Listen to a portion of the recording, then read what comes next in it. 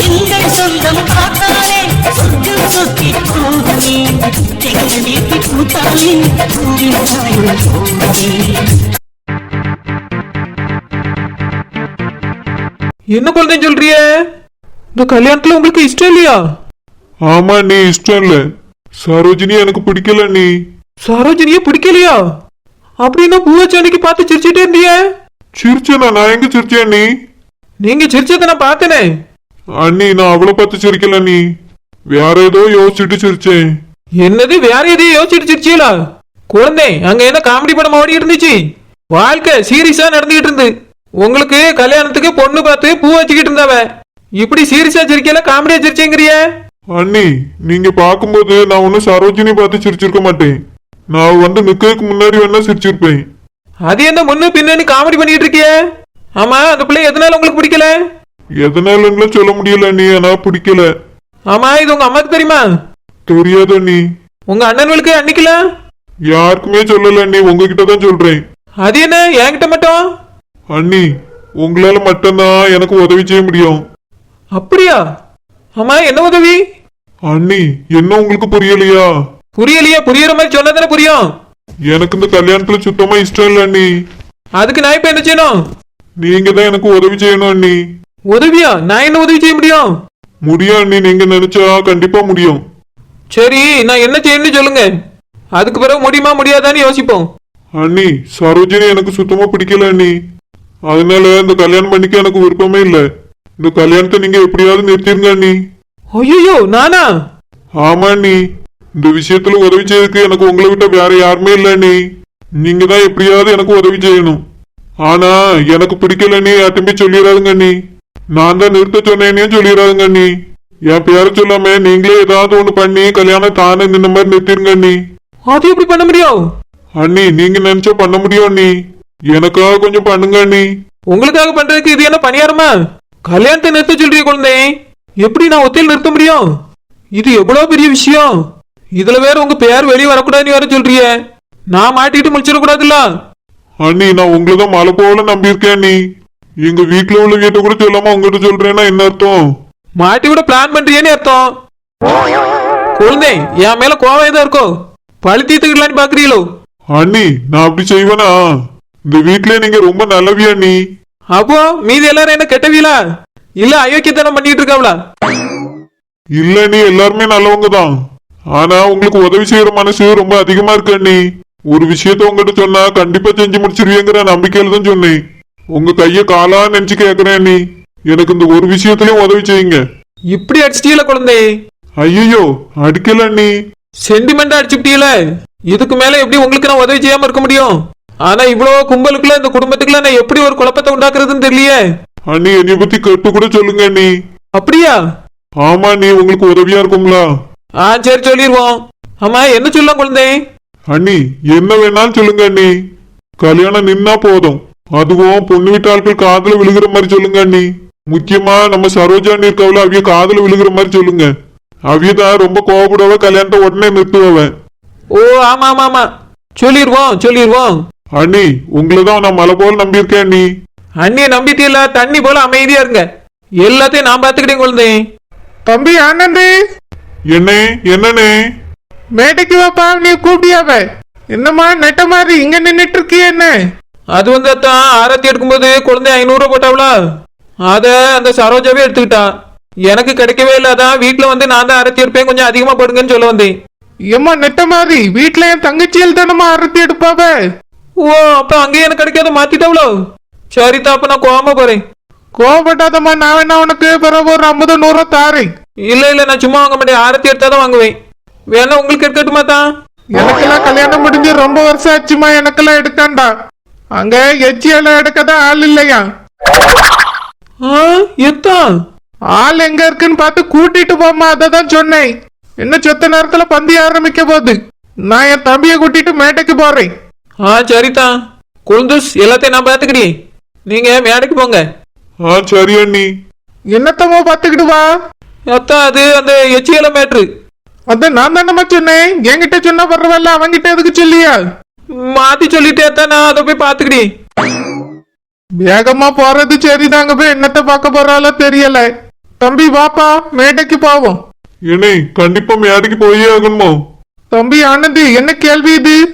மேடைக்கு போனா தானே உங்களை எல்லாரும் பார்க்க முடியும். இங்கே இருந்தா யாரு உங்களை பாப்பா? வாப்பா மேடைக்கு போவோம். சரி நான் பாரு. சரோஜினிமா நின்னுக்கம்மா.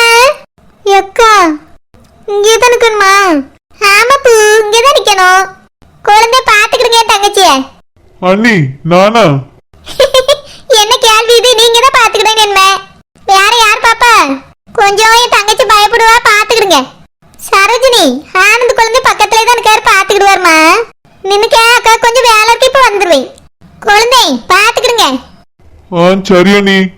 மேடையில என் கூட பக்கத்துல நிக்க இத்தனை தடவை பாத்துடுங்கன்னு சொல்லிட்டு போறாவ. கல்யாணம் முடிஞ்ச தூர கூட நவள முடியாது போல இருக்கே. மேடம் கொஞ்சம் நேரா பாருங்க. மேடம் உங்களை தான். சார் கொஞ்சம் மேடம் கூப்பிட்டு நேரா பார்க்க சொல்லுங்க. சரோஜினி, ஆ, போட்டோ எடுக்கிறவரு உன்னை நேரே பார்க்க சொல்லியாரு. நேரே பாப்பியாம். பாத்துக்கிட்டு தான் இருக்கேன். போட்டோகிராஃபரு உனக்கு எதிரில இருக்காரு. அந்த பக்கம் பாத்தீங்கன்னா அவருக்கு தெரியாது முகம். ஆ, என்னே நீங்க கொஞ்சம் நேரா பாருங்க. 2 பேரும் அப்படியே ஸ்மைல் பண்ணுங்க. என்னண்ணே அப்படியே நிக்கிறிய? மேடம் சரிங்க மேடம். என்னே சரிங்க. அக்கா சிரிக்க சொல்லியிருக்கா. சிரிப்போம். சார் அப்படியே மேடம் தோள் மேல கை போடுங்க. எப்ப போட்டோகிராஃபர், நீ போட்டோவை இப்படியே எடு. கல்யாணம் முடிஞ்ச பிறகு கை போட்டுக்கலாம். ஆனந்த் மாமாவும் ரொம்ப நல்லவரா தான் இருக்காரு. மேடம் வெக்கப்பட்டு அந்த பக்கம் பார்த்து சிரிச்சது போதும், இந்த பக்கமா பார்த்து சிரிங்க. சாரு அங்க நிக்கிறாரு. ம், சரோஜினி வெக்கப்படியலா? இவளுக்கு என்ன ரொம்ப பிடிச்சிருக்கும் போல. அதனாலதான் எப்பவுமே சிரிச்சுக்கிட்டு இருக்கா. இப்ப வெக்கப்பட்டுட்டு வேற நிக்கிறா. பாவம், நாளைக்கு கல்யாணம் நடக்கலன்னா ரொம்ப அழுவா. என்ன பண்ண, அன்னைக்கே பிடிக்கலன்னு சொல்லியிருக்கணும். இது வரைக்கும் வந்ததுக்கு பிறகு எனக்கு பிடிக்கலன்னு சொன்னா என்ன ஆகும்? அன்னிட்ட வேற கல்யாணத்தை நிறுத்த சொல்லி அனுப்பிட்டேன். ஆனா இவளை பத்தி நான் நினைச்சே பார்க்கலையே. இப்ப யோசிச்சு பார்க்கும்போது ரொம்பவே கஷ்டமா இருக்குது. சாரி சரோஜினி. மாமா எதுவும் சொன்னீங்களோ? ஒன்னும் இல்லம்மா. என்ன பொண்ணையே பார்த்துட்டு இருக்காதீங்க, நேரா பாருங்க. இவன் வேற ஒருத்தன். என்னையவே பார்த்துட்டு இருக்காரா? பாவம் ஆனந்த் மாமா. என்னை அவருக்கு ரொம்ப பிடிச்சிருக்கு போல. ஆனா நாளைக்கு சூர்யா மாமா தான் என் கழுத்துல தாலி கட்ட போறாரு. அதை பார்த்தா ஆனந்த் மாமா ரொம்ப வருத்தப்படுவாரே. பாவம், இவட்டையாவது உங்களை எனக்கு பிடிக்கலன்னு சொல்லியிருக்கலாம். அவரும் மனசுல ஆசையை வளர்த்துக்கிடாம இருந்திருப்பாரு. நான் ரொம்ப தப்பு பண்ணிட்டேன். சாரி ஆனந்த் மாமா. ஏம்மா, நான் கொஞ்சம் வெளியே போண்டி இருக்குமா. நீ கொஞ்சம் தங்கச்சியும் பாத்துக்க, எல்லாத்தையும் பாத்துக்க. என்னல சொல்லியா? எங்க போற? ஏம்மா, நீ தானே சொன்ன தங்கச்சிக்கு ஏதாவது சீர்வரிசையாவது வாங்கி கொடு. நீ அதைத்தான் அவர்கிட்ட வாங்கி கொடுக்கலான்னு கேட்டேன்னா சரின்னு சொல்லிட்டாரு. அவரை இப்ப விட்டாச்சுன்னா வேற எந்தாலையாவது போயிடுவாரு. அதனால இந்த நேரத்துல பிடிச்சாதான் பிடி. கூட்டிட்டு போய் சீர்வரிசை பொருள் எல்லாம் வாங்கிட்டு வந்துருவியம்மா. அப்படியே வாங்கி தரேன்னு சொல்லிட்டாரு. ஆமாம்மா, ஆண்டி சொன்னாரு. அப்படியே போய் சீர்வரிசை வாங்கிட்டு மண்டபத்துக்கே கொண்டு வந்துரு. மண்டபத்துக்கு எதுக்கு? வீட்டுல வந்து இறக்கிற சொல்ல.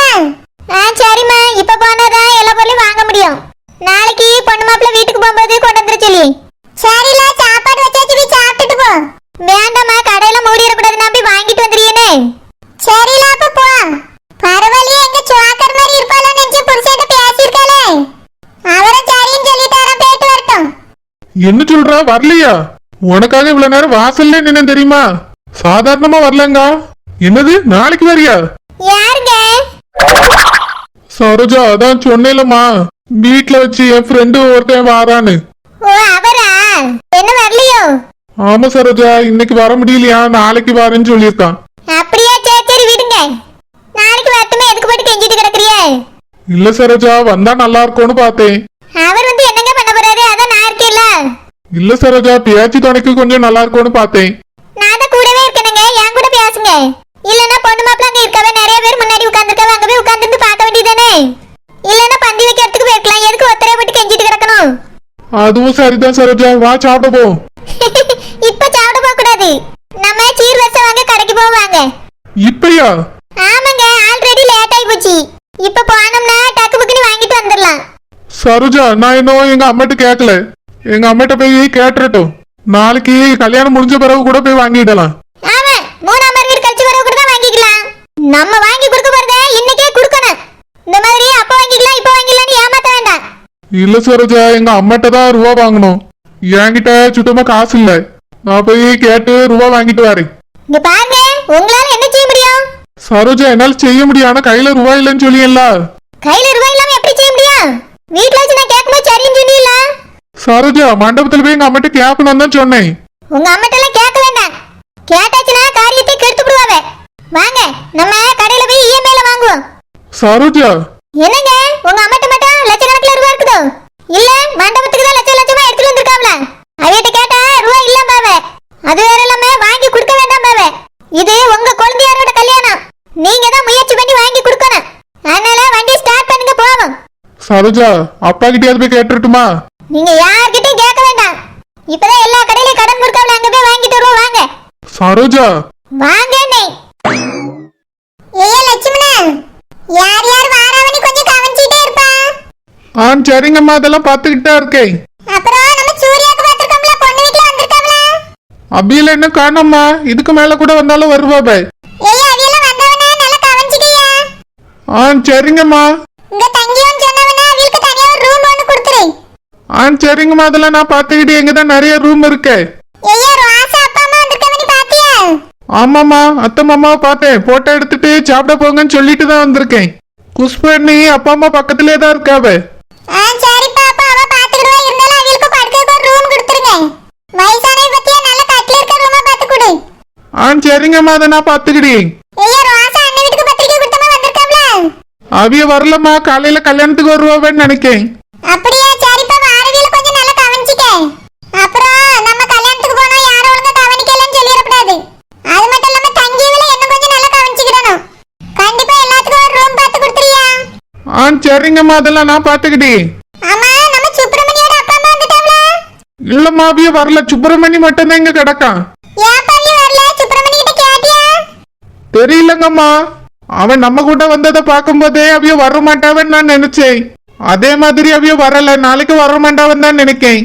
என்னைய சொல்லியா வாரன்னு சொன்னவளே? சரிங்கம்மா, அவியல நினைச்சு எதுக்கு கவலைப்பட்டுறீங்க? நம்ம சொந்தக்காரவே வந்திருக்காவலான்னு பாருங்க. இல்லப்பா, சுப்பிரமணியே என்னால பிரிச்சு பார்க்க முடியல.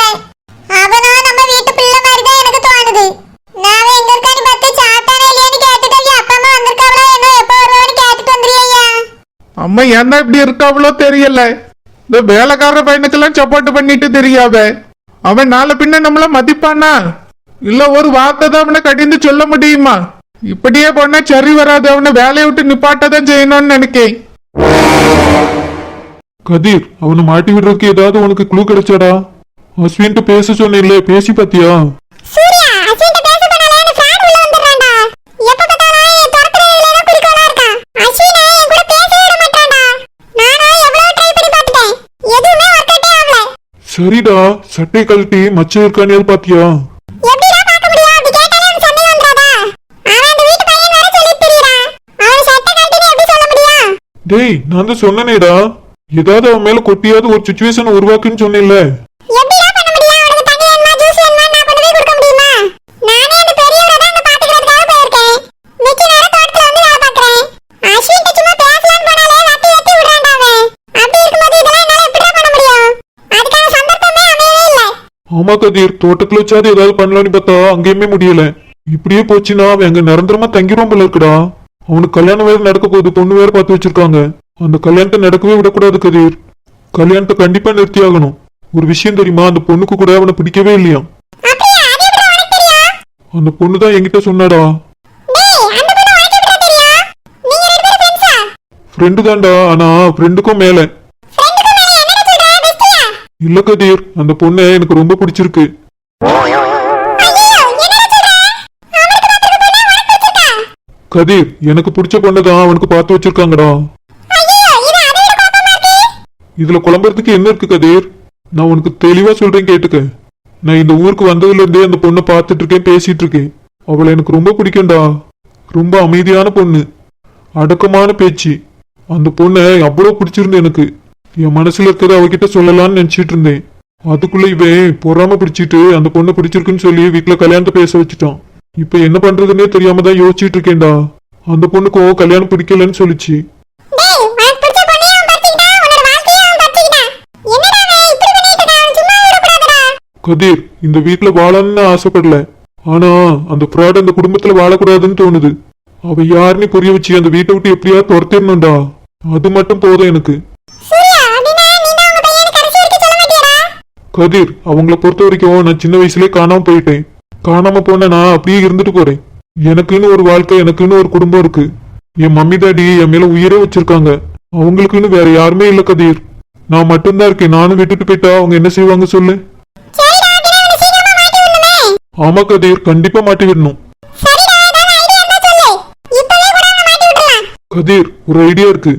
இந்த மண்டபத்திலேயே அவன் மேல ஏதாவது கொட்டி விட்டுட்டா அவன் சட்டையை கழட்டுவான்ல. ஆமாடா சூப்பர் ஐடியா. இந்த இடம் தான் சரியான இடமா இருக்கா? எல்லாரும் இங்க தான இருக்காங்க. ஆமா கதிர், நீ ஒண்ணு பண்றியா? என்னடா? இங்க பாரு கதிர், அவன் சாப்பிட வரும்போது நீ சாம்பார் வலி தூக்கிட்டு வா. எதிரில வரும்போது அவன் மேல இடிச்சு சாம்பார் எப்படியாவது அவன் மேல ஊத்திடு. அப்படின்னு அவன் சட்டையை கண்டிப்பா கழட்டுவான். அந்த டைம்ல இந்த குடும்பத்துல இருக்கவங்களை கூட்டிட்டு போய் நம்ம காமிச்சிடலாம். அதுலயும் தப்பிச்சிட்டானா அவன் சாப்பிட உட்காருவான்ல. அந்த டைம்ல சாம்பார் ஊத்துற மாதிரி அவன் மேல எப்படியாவது சாம்பார் கோரி ஊத்திடுறான். டேய் அவன் சாம்பார் வாங்கலன்னா என்னடா பண்றது? கேட்கலன்னா கூட பரவாயில்லடா, நீயே கொண்டு போய் மேல ஊத்து. இந்த மண்டபத்துல இருந்து போறதுக்குள்ள இந்த குடும்பத்துக்கு அவனை யாருன்னு காமிச்சு ஆகணும்டா. சரி சூர்யா நான் ஹெல்ப் பண்றேன். சரிடா கதிர்.